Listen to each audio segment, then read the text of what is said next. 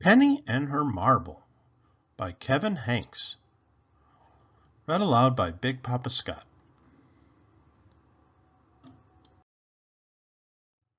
Chapter 1.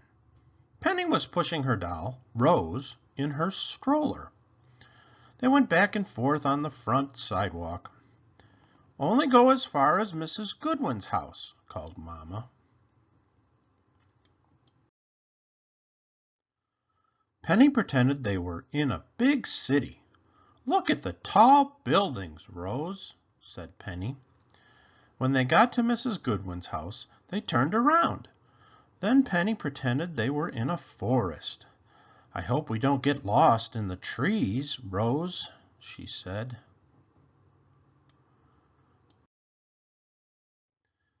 They went back and forth again and again.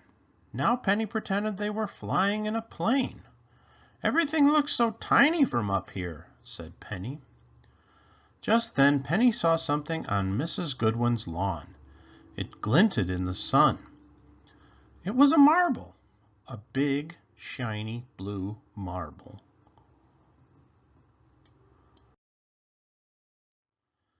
"It can't be Mrs. Goodwin's," thought Penny. "She is too old to play with a marble." Penny bent down to get a better look. The marble seemed to say, "Take me home."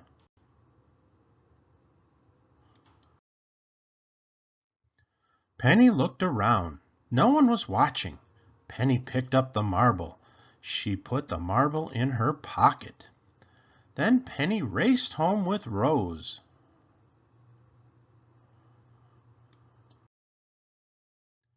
Chapter 2. Penny took the marble to her room. She shut the door. Penny rolled the marble between her fingers. The marble was smooth. Penny rolled the marble across the floor. The marble was fast. Penny showed the marble to Rose. "Isn't it pretty, Rose?"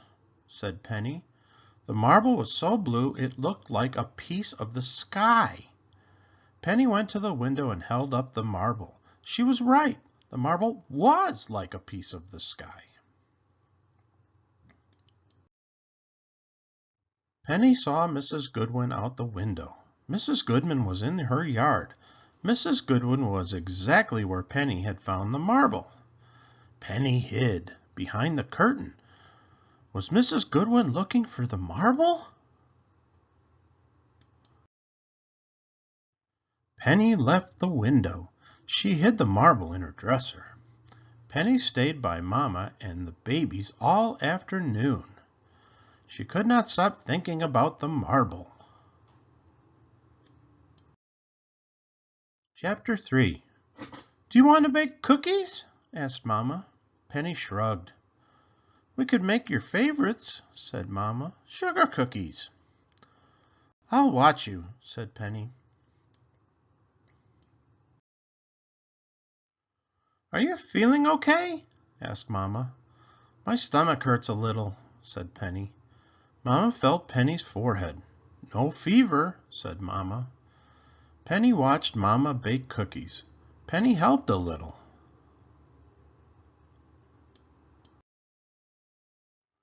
At dinner, Penny did not eat much.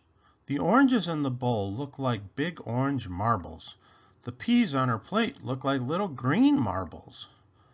Penny pushed the peas around her plate. "I am not hungry," she said.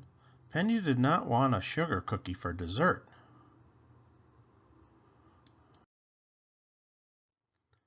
At bedtime, Mama said, "You still do not have a fever." Papa said, "You'll feel better in the morning." "It's probably just a bug," said Penny. "Are you worried about something?" asked Mama. "No," said Penny. "Are you sure?" asked Papa. Penny nodded.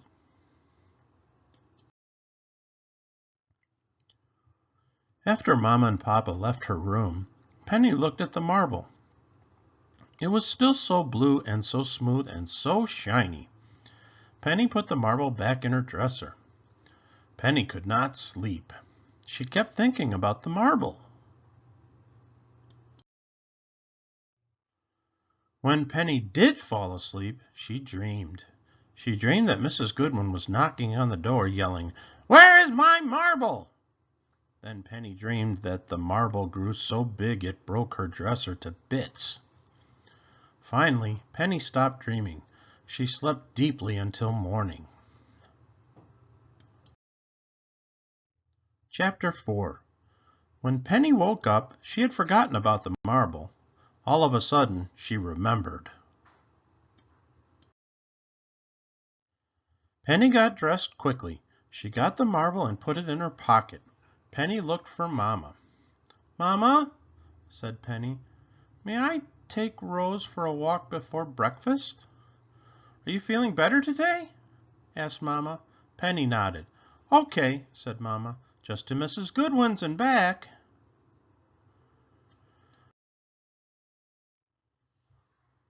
Penny pushed Rose to Mrs. Goodwin's yard. Penny could feel the marble in her pocket. It felt as heavy as a rock. Penny bent down. She put the marble back where she had found it. "Let's go home, Rose," said Penny. "Hurry!" "Wait!" called Mrs. Goodwin. Penny's heart pounded. "Oh, Penny, don't you want that pretty blue marble?" Penny looked up at Mrs. Goodwin. Penny's cheeks were hot. She could not speak. Mrs. Goodwin said, "I found the marble yesterday. It was in the back of my kitchen drawer. I thought someone would love it. That is why I put it on the grass by the sidewalk. I hoped someone would walk by and see it," she said. "I did see it," said Penny, "but I thought it was yours, so I put it back." Mrs. Goodwin picked up the marble. She put the marble in Penny's hand. "And now it is yours," said Mrs. Goodwin. "Thank you," said Penny. "Thank you very much." Penny rolled the marble between her fingers. It seemed even more shiny and smooth and blue than before. "Have a good day," said Mrs. Goodwin. "I will," said Penny. "I will."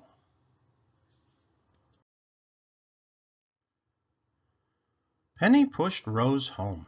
Penny pretended they were in a boat on the sea. "The sea is the same color as my marble," said Penny. Penny pushed faster.